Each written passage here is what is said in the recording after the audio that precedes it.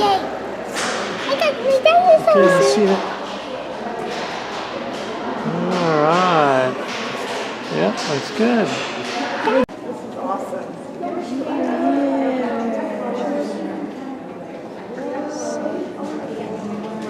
What you got there?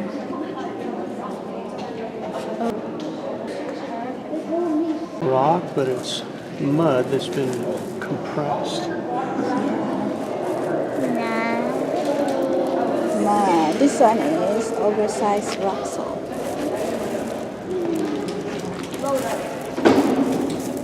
So this is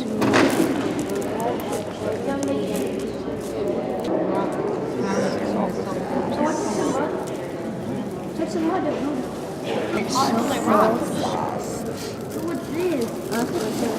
Oh, you got it on me.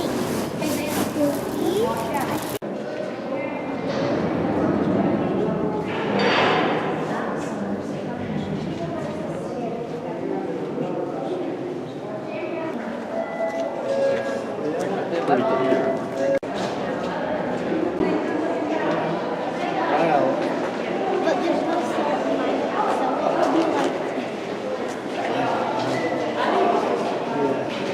Over 90% of all animal species disappeared in less than 100,000 years. You can see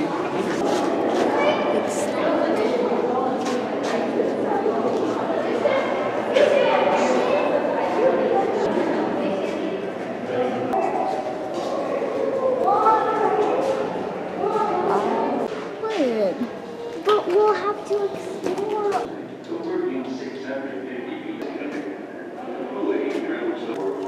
150 miles of One minecraft man's walls.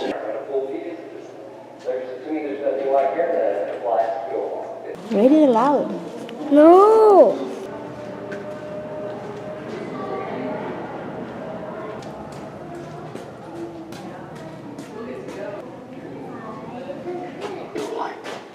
Let's take a look.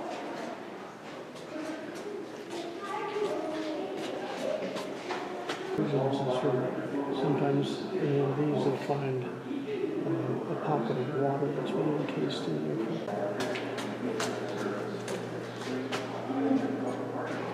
I have that. Oh, really? You took it off? I can't get it. Yeah, now you got a salty arm, don't you?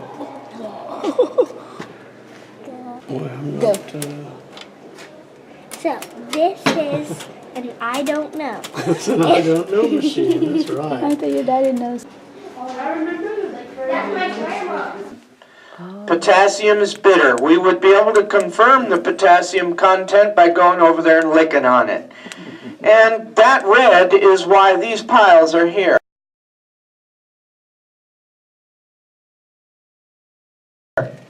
Everybody knows that salt is white, right? Yeah. And so that must not be salt. They got out of the livestock salt market because there was just way too much competition and concentrated entirely on road salt production. So these piles no longer exist after the 50s.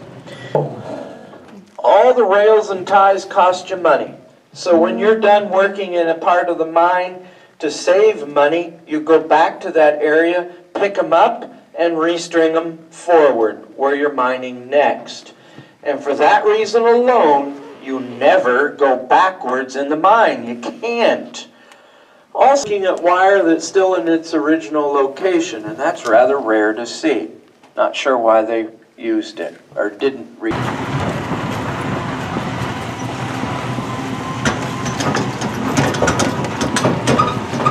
That water took, there's lots of mud deposited in through there, and then there's a lot of that red. This thing called a stub wall, 10 feet, sticking out because they just didn't bother to knock it down. You look carefully at the pile that was blasted, you'll see it is very, very dark. Again, they didn't think they'd be able to sell it, so they left it, and that's important. Had they cleared the room, the machinery would have been back at the face, and the very next day the submarine would have been gone forever. Now we know our dates for this room because there they are. The first day of every month, the foreman always tags the face. Up there you have March, April, and May of 58. 3 months. This was a problem spot. They were getting into the real dark salt and they were mining up. They don't want to do either of those two things. Here he finally said, we're wasting our time, and they never went any further south in this part of the mine.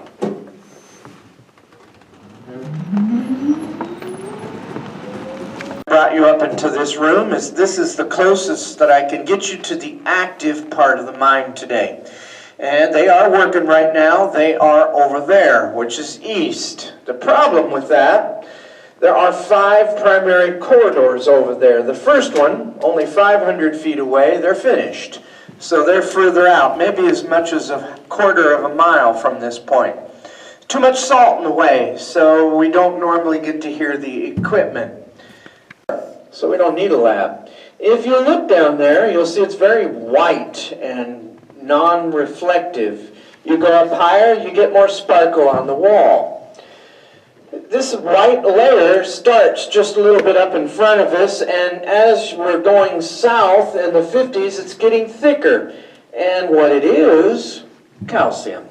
Very dense concentration. Not enough to be valuable, mostly a problem for the miners because of purity standards at the time. So as they mined south, they wanted to get up above it. That's why the floor was going up.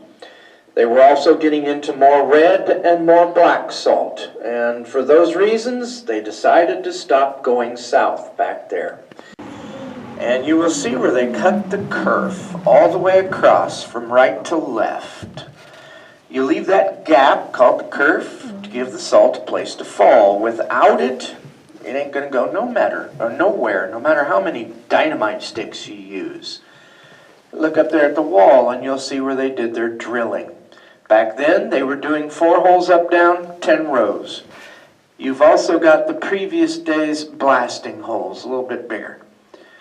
The drill holes are 8 feet deep. You put 8 sticks of dynamite, so they used 320 sticks on one wall at that point in time.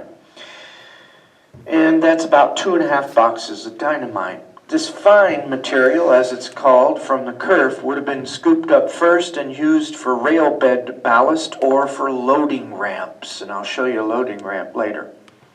But what I really want your attention to be drawn to is right there in the middle, and then compare it either with the right or the left-hand corner of the kerf.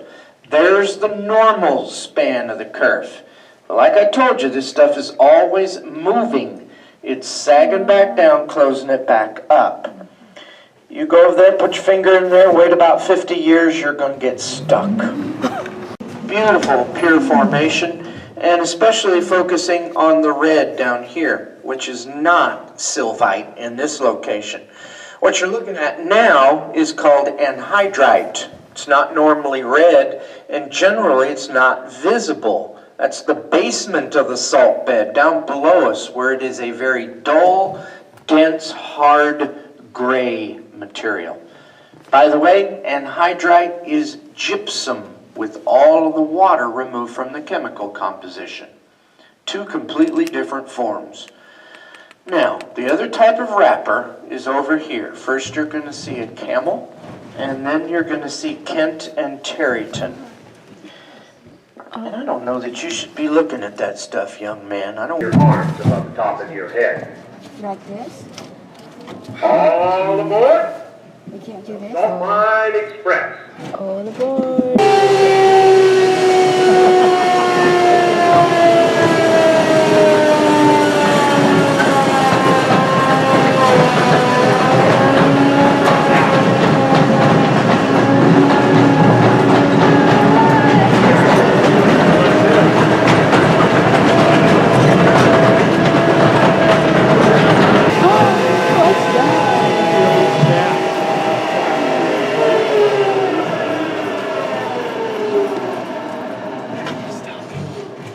In the wall to your right is a bulkhead.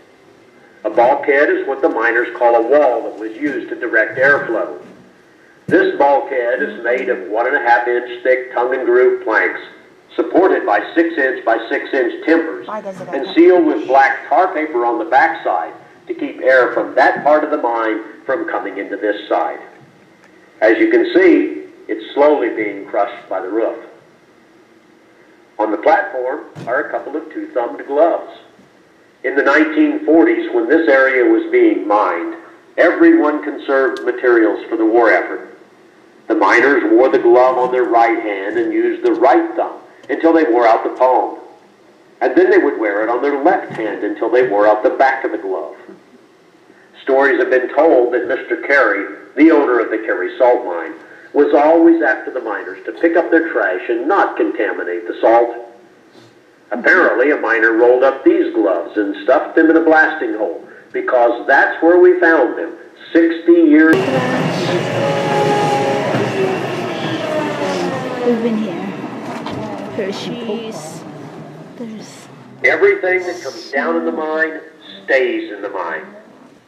If you look at the lit area, you'll see that this is even true of mining trash. Now, we know this area was mined in the 1950s, and we've found many name brand products in this trash pile from that time period, some of which are still around today. There are a couple of things we noticed here. One, there's a calendar from 1953 on the floor by the rocks on the left. And two, when we found it over by the pillar, the gray trash can was empty. We consider all these items to be artifacts, which only proves one person's trash is another's treasure.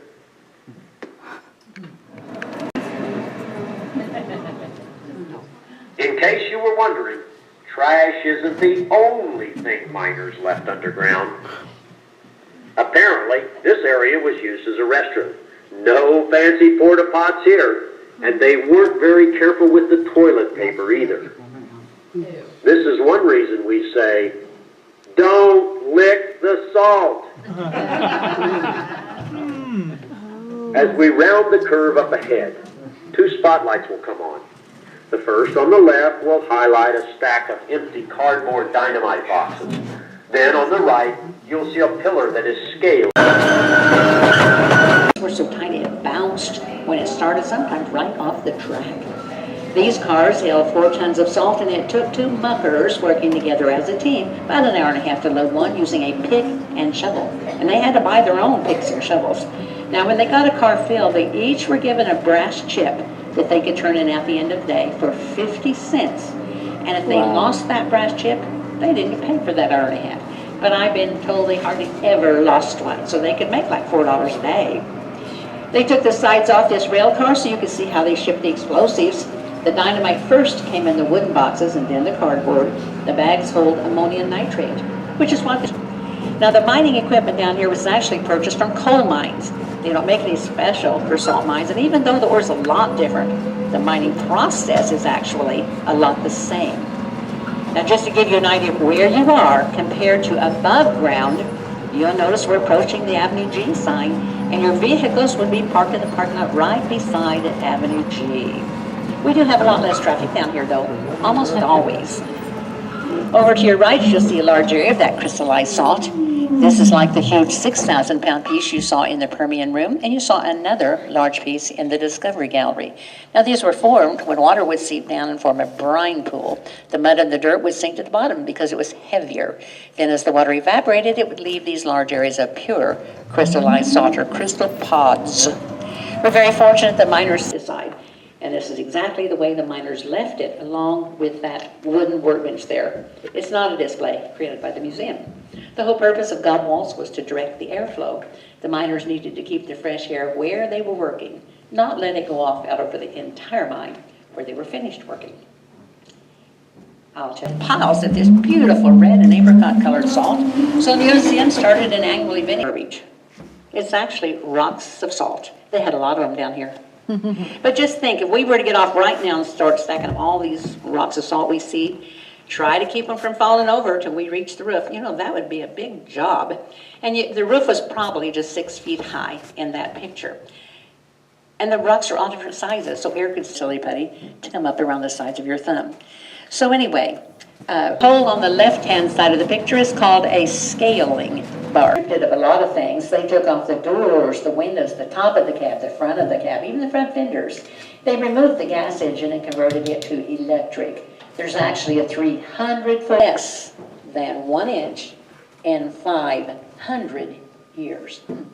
Now, they expected to be here about 2 years.